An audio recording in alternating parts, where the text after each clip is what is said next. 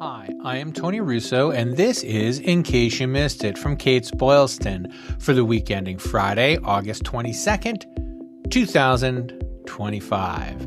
We have a ton of great stuff to get into, some sneak previews for the upcoming issue, some sneak previews for issues in even the not distant future, but the next couple weeks, and of course, all the breaking and pseudo-breaking news from around funeral service. But before we get into that, let's listen to this message from our friends at Starmark. Funeral service is more than a profession. It's a calling. Starmark understands the care, dignity, and efficiency you need to provide for the families you serve. That's why we specialize in sensible product solutions designed to meet your needs. If you're looking for sustainable, economical, and efficient container and casket solutions, Starmark is here to support you. Because presentation means everything, you deserve a partner you can trust. Starmark, the cremation solutions leader. Visit starmarkcp.com today and discover the difference. One of the first things I want to talk about is I want to bring you up to date on some of the information that I got about Tukios and Batesville's deal, because it was really underplayed at first, and I was curious about why. So I was happy to and fortunate enough to be able to get Curtis Funk on the phone, and we chatted for a while, and I've got a story that's going to come out in the next couple of weeks about our conversation and some of the cool things they have going on over at Tukios. But what was, I think, underreported, and underreported by me as well as everybody else, when Tukios bought Batesville. I'm sorry.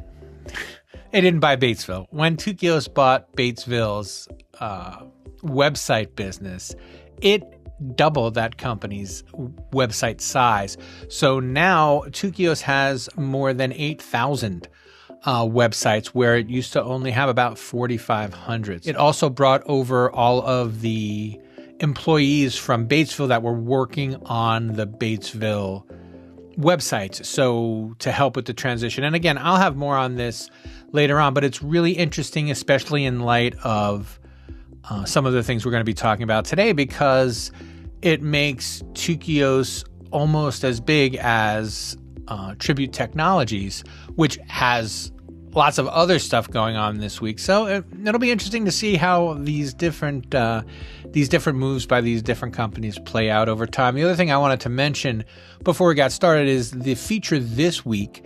The featured article in Funeral Service Insider, the newsletter, is by our friend Steve Lang, and it is talking about transportation insurance and whether and to what extent it's valuable. And the reason I bring it up is because I've held the story for a couple of weeks, only because I wanted to run it this week. I did all those earnings stories, and there were other reasons I had to hold the story longer than I normally would have. But as a coincidence, it's coming out on a week where Travel Plan by Inman has made a big announcement. So it's a coincidence, but it's one that I figured would be worth pointing out rather than pretending I didn't see it. The Travel Plan by Inman has released a new software program designed to streamline the sales process for its marketers, according to its press release. This comprehensive tool, which will be accessible on both mobile and desktop, will let marketers submit new sales, track live sales status updates, and access a full history of past transactions. Dave McComb, the CEO, said the company's goal was to create an intuitive and user-friendly platform that meets the needs of today's marketers. Link in the show notes. Matthews announced a big retirement this week. It's CFO and Treasurer Stephen F. Nicola, who has been with the company since 1992 and who has been in that position since 2003, announced his retirement. He'll retire at the end of the year and be replaced by its current Senior Vice President, Operations Controller, and Head of Global Business Services, Daniel E. Stopper. Stopper, S-T-O-P-A-R, maybe it's Stopar, will take the position on December 1st, and the transition will take about a month. I'm sure we'll have more on that, and we'll hear more from Daniel and about Daniel going forward, especially into the new year. So I expect that he's going to be in on the earnings calls, and we'll hear from him with, I guess, the Q4 report. The full year report might be his debut report. That would be interesting to see. So anyway, I'll link in the show notes, and we'll keep you apprised of that as this continues. So I mentioned Tukios in the beginning and how it's growing, and now Chapter and Tribute Tech have announced a different kind of partnership this week. The companies had been working together, but now they've integrated Chapter's technology into Tribute Spotlights, which is a new platform from Tribute Tech that will turn obituaries into video memorials for broadcast television and for helping drive traffic to funeral home websites.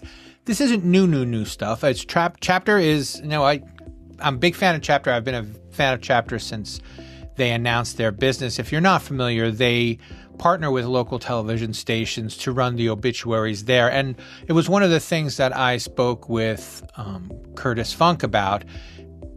The challenge for the next couple years until the next big thing is how to reach people with the obituaries.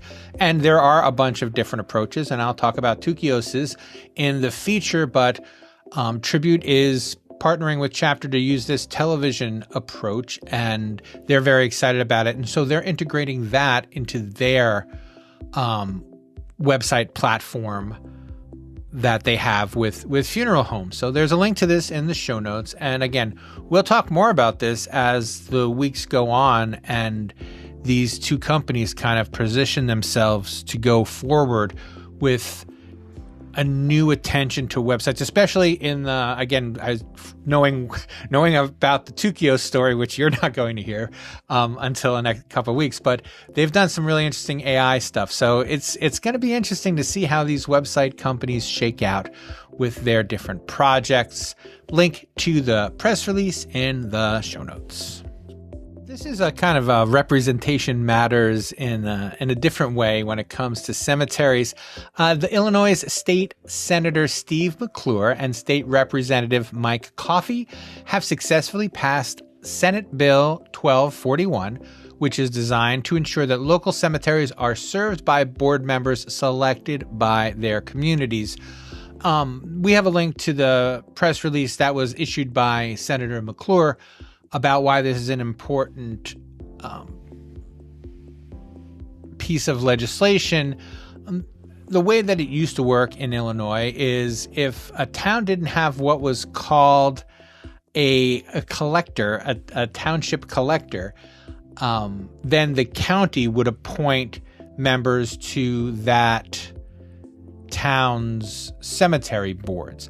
So a township collector is like the head of cemeteries for a town, and very few towns in Illinois have them. So they changed the law so that the people in the towns got to decide who was on their cemetery board.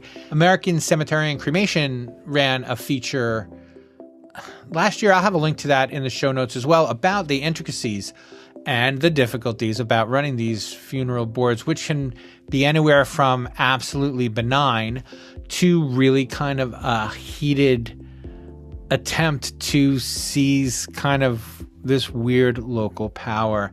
And there's no indication that anything is going on in Illinois, but I'm going to keep my eye out, because you feel like they make a change like this for...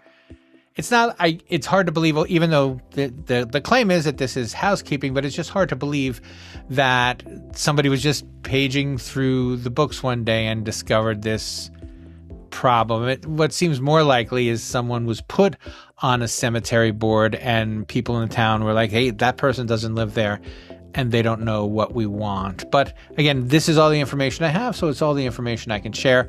And there's a link in the show notes. And as this pays off or doesn't pay off, I will keep you posted. But the next story is vaguely related. If anyone wants to sponsor the Texas Funeral Service Commission section of this show, in addition to Star Mark, just let me know, because apparently we are going to be covering this for a long time. So where to start? I will read you what I've written because that's what makes the most sense. The Council for American Islamic Relations, a Muslim advocacy group, is calling on Texas Governor Greg Abbott to investigate alleged civil rights violations within the Texas Funeral Service Commission. This demand comes after reports revealed that the presiding officer, Kristen Tips, sent an anti-Islam text and graphics to the commission's then executive director, Scott Bingaman. And that's the best part. This is a person that she sent these texts to and then drove out of the company. It ended up firing him because he was complaining that she was behaving this way. And I think that there are several things going on, and I don't necessarily. So a couple of years ago, I think, and I'll have a link to it in the show notes, I wrote about another problem with Muslim cemeteries. This is one in Minnesota. And again, because people are people, the cemetery was constantly defaced and vandalized, and lots of anti-Muslim stuff was written on it. But also the local politicians were against it, and they kept blocking it for different reasons. And the primary disconnect there, and possibly the primary disconnect here, is that cemeteries are, in America, essentially for Christian burial. I mean, we can pretend that they're not, but that's a pretense that clearly doesn't hold up. And so when cemeteries are faced with this notion of keeping of faiths that don't have the same burial practices, they feel like it should be illegal. And it's not. Again, I think what I wrote in the column is that xenophobia is, the layer on top of ignorance. It's a special kind of ignorance, but it's a kind of ignorance all the same. And so we'll see what happens with this. I think it's amusing to me only because Kristen Tips is such a cartoon villain at this point. And she's not wearing it well. After that video that we shared last week, it's interesting to see how they're just kind of letting this go. And that's the other thing that is really worth noting, and why I guess you want local representatives on your funeral board. There's no amount of complaining that can make anybody do anything in this situation. Kristen Tips will stay the head of the of the Texas Funeral Service Commission as long as she chooses to, and Governor Abbott will stay the governor of Texas as long as the Texas Constitution lets him. And they don't have to respond to this kind of criticism, and apparently they're not. So good on them that they're able to use their power for whatever they think they're using their power for. But anyway, link to the story in the show notes, and I'm almost certain we'll have more on this next week. So I almost set this story aside because I thought it was just kind of a run-of-the-mill, cremated remains mishandling story, but it's not. And it's weird and important, and I'm going to read you what I've written about it. Clifford Funeral Home is being sued in Rutland County, Vermont civil court following allegations that the facility provided an empty urn to a grieving daughter last year. See, boring stuff, right? The funeral home is accused of making this mistake, and they're being sued for it. And one would expect that was the end of the story. But the thing is, the gentleman that owns Clifford Funeral Home, Walter Ducharme, is not the guy who owned the funeral home last year. He purchased the funeral home from Gary Clifford, and according to the Center Daily News, he just found out about it when he did the takeover. So he took over the funeral home, and he was going through the unclaimed remains, and he said, oh, this woman didn't pick up her mother. And so he reached out to Miss Bushy, who thought that her mother was in the urn on the mantelpiece. and said, hey, would you like to come in and pick up these cremated remains? And the lawyer for Miss Bushy is Thomas Bixby. And he's claiming that it doesn't matter who made the mistake, that since Ducharme bought Clifford Funeral Home, he bought the potential problems along with it. And this is what they're going to be fighting about in court. And of course, you feel bad for everyone involved, but particularly for Mr. Ducharme, who doesn't even have, according to the article, any of the same employees. So these are new employees, a new funeral home, just the same name, and one set of undelivered cremated remains that, for all intents and purposes, just should have been taken care of. And of course, whenever something goes wrong, you know this, things go even wronger.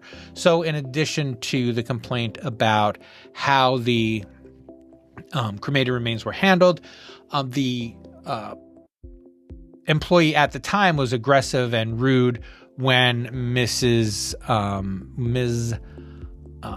Bushy decided to try to work out a payment plan. Now, the woman who died was also the sister of Mia Farrow, the actress. And so she actually stepped in and got everything settled so that the cremated remains got returned. And I feel like this pitfall is, I don't know if it's avoidable. I mean, now, like, if you are buying a funeral home this week, go through the cremated remains, see if they're paid for. Make sure you reach out to everyone in there before you sign the final deal. I don't know how preventable this lawsuit could have been. I don't know how a mistake that is a year old could come back to bite the new owners. I mean, I see how, but I don't know how he could have protected himself other than just going through all of the unclaimed remains, which, we all know there are a bunch of them. I guess, when you're going through the books, if you see that someone has paid and they have not collected the cremated remains, maybe try to settle that before you close on the funeral home. I have no idea how he could have prevented it. But anyway, the story is interesting and detailed and absolutely worth reading. So there's a link in the show notes and you can read about it there. I have never done an unboxing before. I've actually never even watched an unboxing before.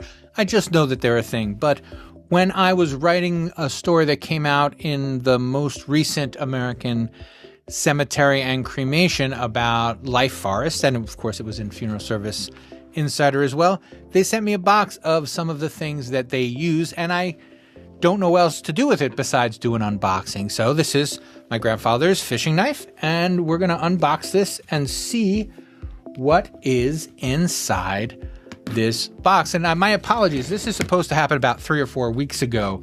It's been on my table for that long, but I was away, and also I was nervous. I don't know how to do an unboxing, and I just can't let it sit here anymore without opening it. So I'm going to make this video, and it's going to be done, and then I will have done one unboxing video, and you can tell me if I did a horrible job or if I did a fantastic job, or if you never want to hear from my unboxing this again. But here we go. I'm still working on the seals, and I don't know precisely what's going to be in here. I have a hint. I mean, they told me what they were sending, but it was a while ago, and I don't want to get anything wrong. So we're going to do this one piece at a time, like Johnny Cash.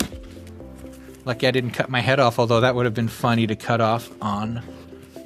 So we have here one of the things that Life Forest does to support itself and to support the indigent burial program that it does is they sell candy bars. So these are the candy bars that Life Forest sends or sells so that it can defray the cost of indigent scatterings that they do in Life Forest. And one of the things that's important about that is the scatterings are documented, so if anybody shows up to claim this person, they will know where that person is. So I have several of these candy bars, which I will try and report on in the future. And then I have here a shroud, the burial shroud, and it is biodegradable and natural.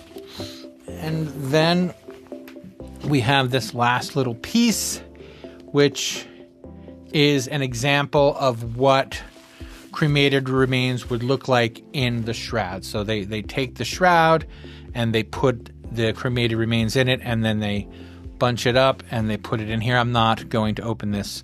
Not that they sent me cremated remains in the mail, but I don't want to make a mess. So that's my Life Forest box. I'll put a link to the story in the show notes, and also to places where you can buy and try the chocolate, because I'm going to try the chocolate for dessert tonight, and I'll bet it's going to be fantastic. So that is the Life Forest unboxing.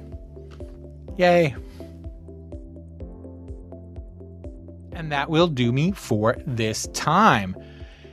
In case you missed it, By Kates-Boylston is a Kates-Boylston production. It was written, edited, and videoed by me, Tony Russo. Please subscribe wherever you're listening now, or wherever you're watching now. If you're a YouTube person, or if you're not a YouTube person, you should know that this is a video that we put on YouTube as well as produce as a podcast.